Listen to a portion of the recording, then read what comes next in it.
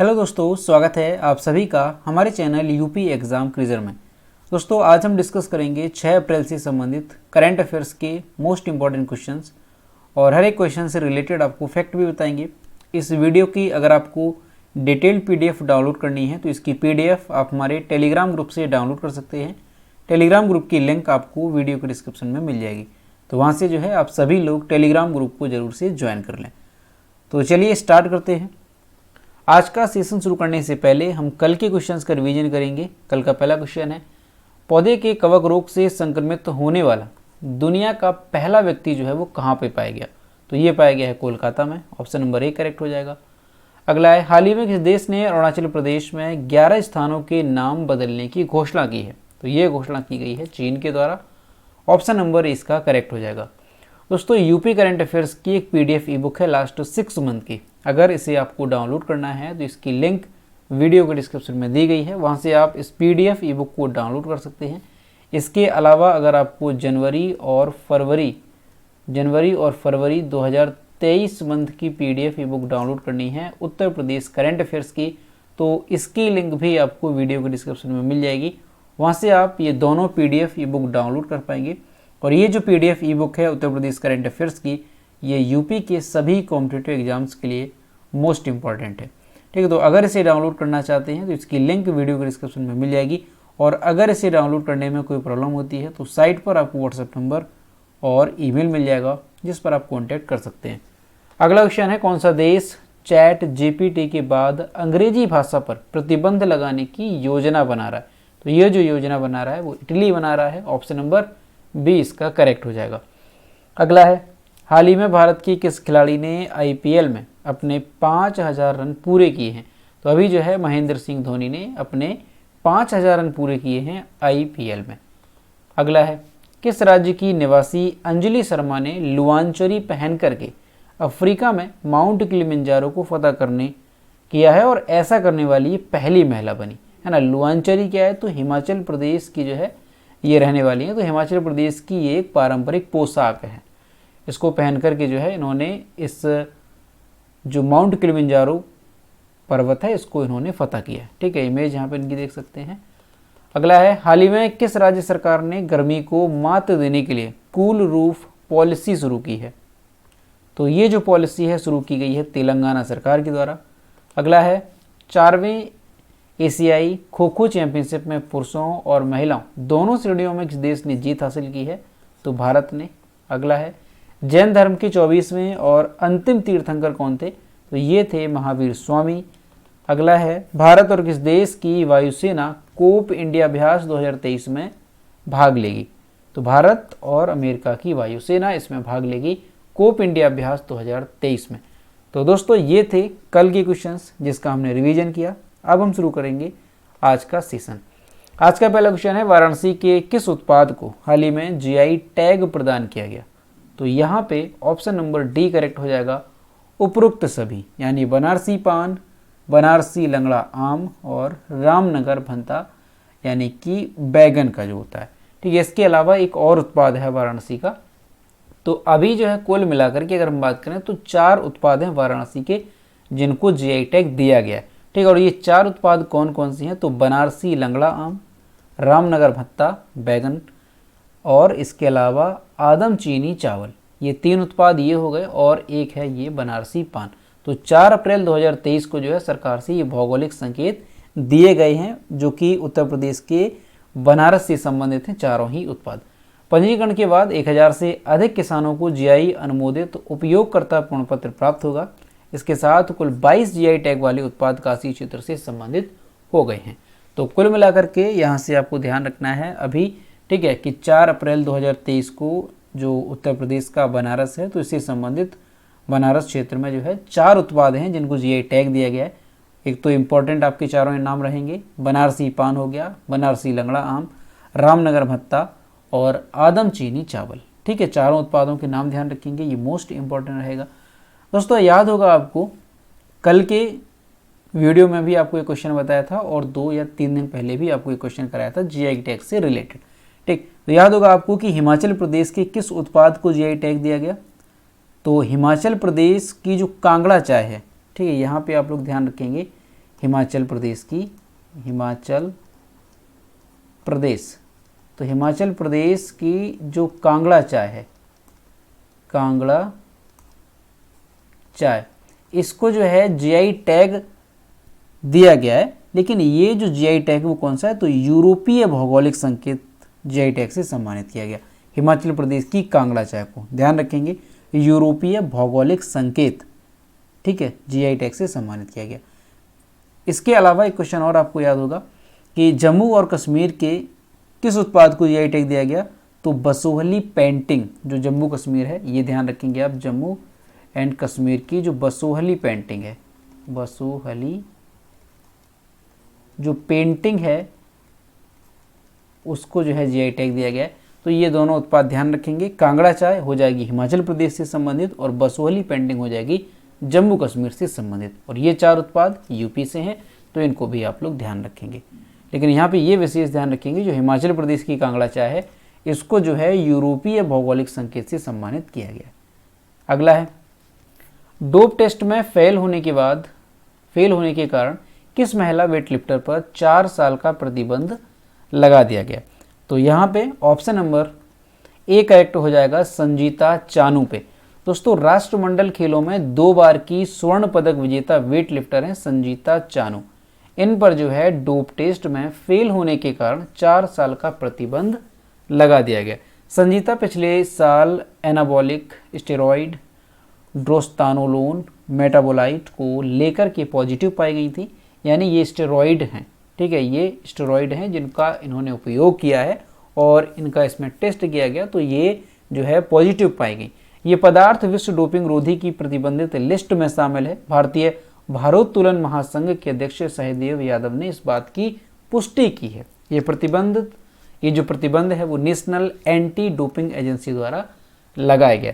यानी दोस्तों क्या है कि स्टेरॉइड लेने से जो खिलाड़ी होता है उसमें क्या होता है, उसमें अधिक सक्रियता आ जाती है, अधिक उसमें स्फूर्ति आ जाती है।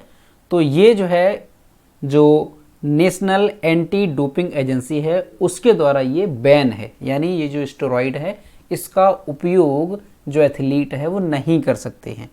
और ये जो संजीता चानू हैं इन्होंने इसका उपयोग किया है और इनका डोप टेस्ट हुआ उसमें ये फेल पाई गई हैं, ठीक है। तो इस वजह से इन पर जो है 4 साल का प्रतिबंध लगा दिया गया। तो ये चीज़ आप यहाँ पे ध्यान रखेंगे, संजीता चानू का नाम। अगला है, कौन सा देश नाटो का 31वां सदस्य बन गया, तो ये बन गया है फिनलैंड। ऑप्शन नंबर ए इसका करेक्ट हो जाएगा। दोस्तों, उत्तरी यूरोपीय देश जो फिनलैंड है ये अमेरिकी प्रभाव वाले ग्रुप नाटो का 31वां सदस्य बन गया। नाटो के इस फैसले को इसलिए महत्वपूर्ण माना जा रहा है क्योंकि फिनलैंड जो है ये रूस का एक पड़ोसी देश है, जो कि रूस के साथ लगभग 1300 किलोमीटर की सीमा साझा करता है।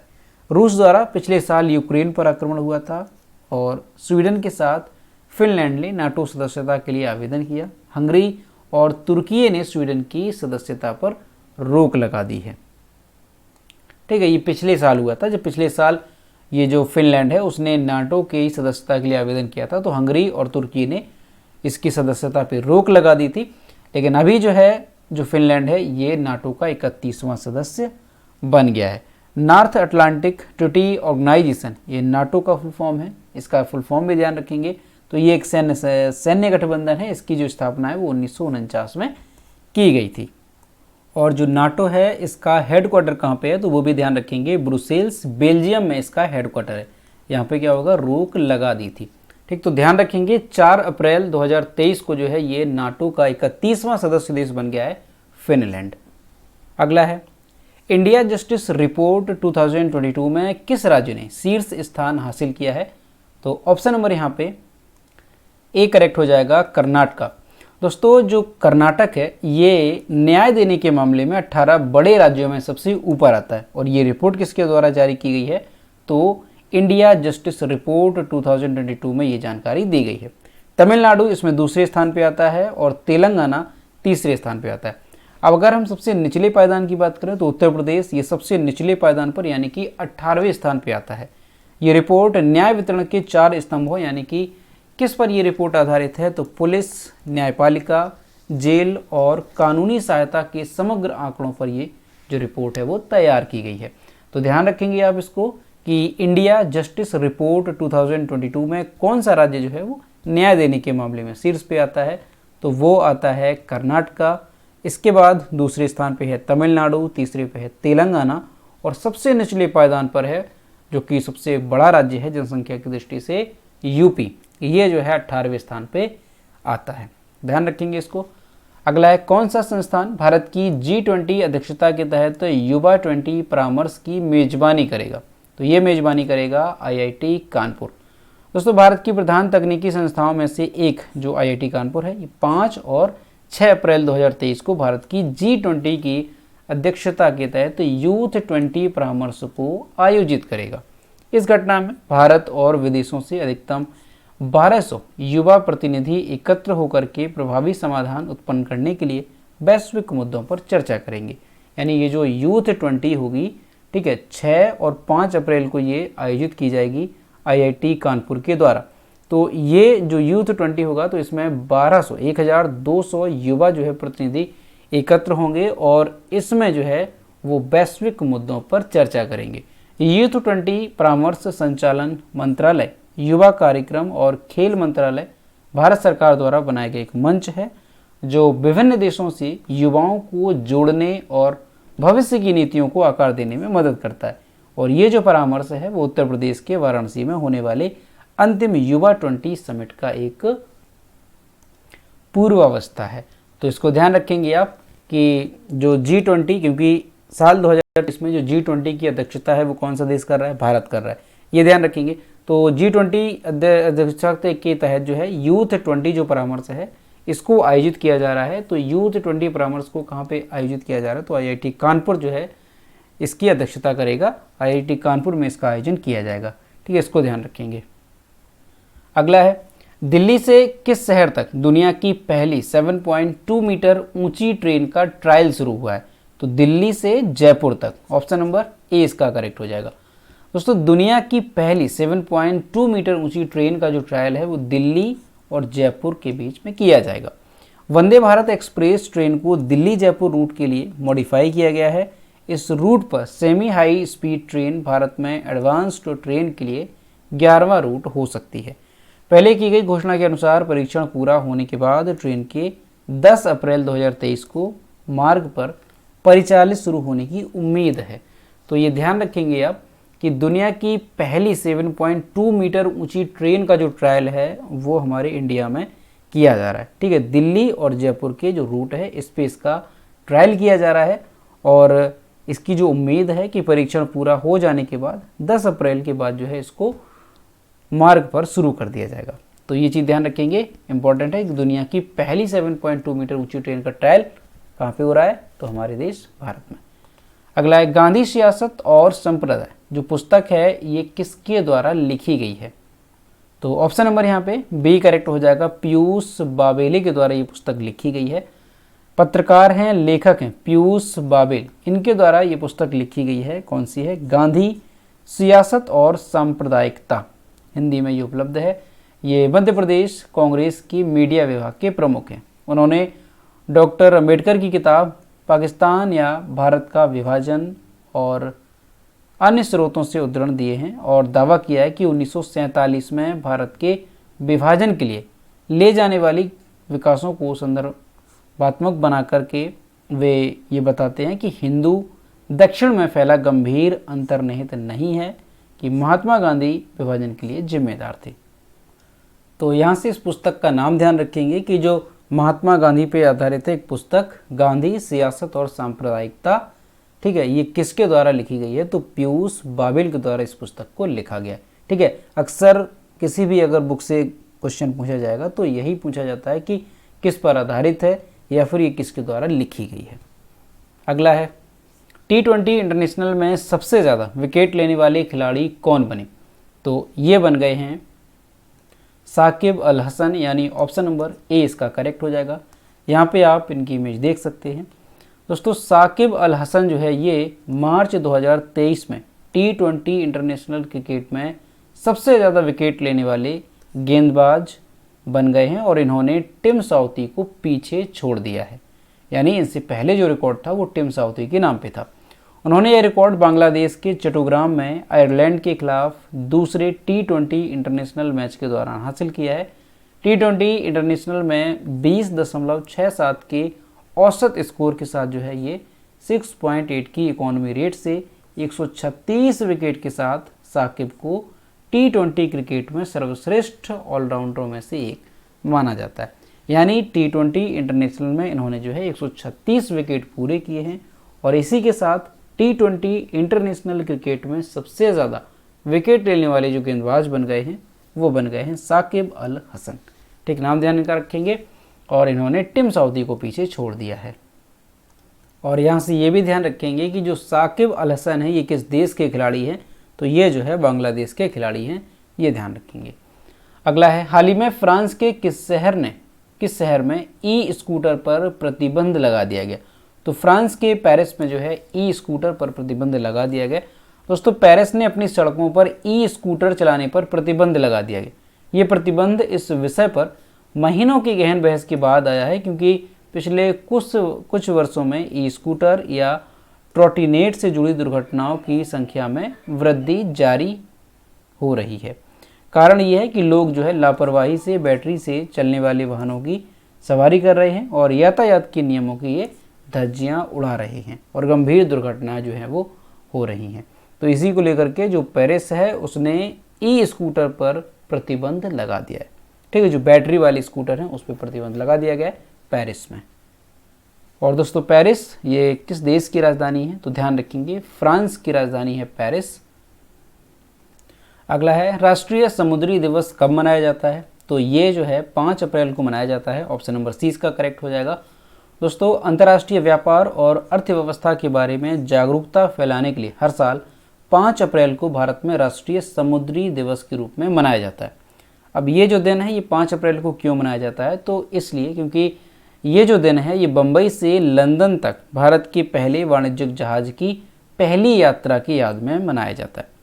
SS loyalty Scindia steam navigation जो कंपनी है, ठीक है, ये कंपनी का नाम है, तो इसके स्वामित्व वाला एक वाहन था, ठीक है, वाणिज्यिक वाहन था, जो कि 5 अप्रैल 1919 को बॉम्बे से लंदन तक की अपनी यात्रा को चिन्हित करता है।